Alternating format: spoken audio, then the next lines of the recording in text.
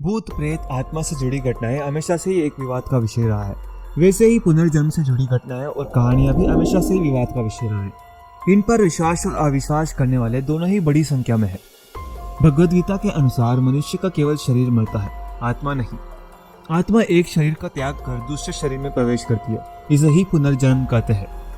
हालांकि नया जन्म लेने के बाद पिछले जन्म की याद बहुत ही कम लोगों में पाई जाती है, इसीलिए ऐसी घटनाएं कभी कभार ही सामने आती है। पुनर्जन्म की घटनाएं भारत सहित दुनिया के कई हिस्सों में सुनने को मिलती है। आज के इस वीडियो में हम ऐसे ही कुछ पुनर्जन्म से जुड़ी घटनाओं के बारे में जानेंगे। पहली घटना, यह घटना सन 1950 अप्रैल की है।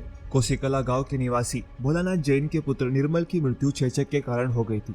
इस घटना के अगले साल ही यानी कि 1951 में चत्ता गांव के निवासी BL ब्रशनेश के घर पुत्र का जन्म हुआ। उस बालक का नाम प्रकाश रखा गया। प्रकाश जब 5 साल का हुआ तो एक दिन वह अचानक बोलने लगा, मैं कोसिकला में रहता हूँ, मेरा नाम निर्मल है, मैं अपने पुराने घर जाना चाहता हूँ। ऐसा वह कई दिनों तक कहता रहा। प्रकाश को समझाने के लिए एक दिन उसके चाचा कोसिकला गांव ले गए। यह सन 1956 की बात है।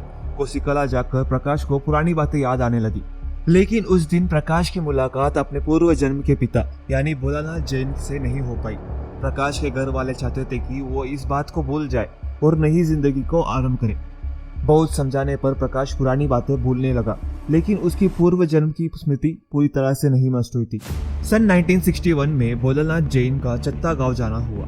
वहां उन्हें पता चला कि यहाँ प्रकाश नामक कोई लड़का है जो उनके पुत्र निर्मल के बारे में बातें करता है।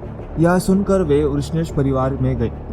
प्रकाश ने फौरन उन्हें अपने पूर्व जन्म के पिता के रूप में पहचान लिया। उसने अपने पिता को कुछ ऐसी बातें बताई जो सिर्फ उनका बेटा निर्मल ही जानता था। दूसरी घटना, सन 1960 में प्रवीण चंद्र शाह के यहाँ पुत्री का जन्म हुआ। इसका नाम राजुल रखा गया। राजुल जब 3 साल की हुई तो वह अपने पिछले जन्म की बातें करने लगी। उसने बताया कि पिछले जन्म में मेरा नाम राजुल नहीं गीता था।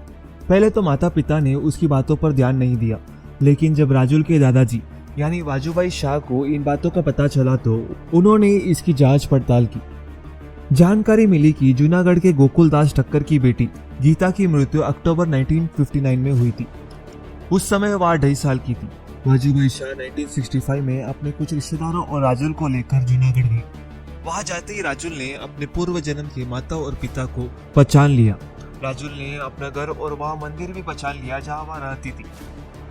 तीसरी घटना, यह सन 1956 की बात है। दिल्ली में रहने वाले गुप्ता जी के घर गोपाल का जन्म हुआ।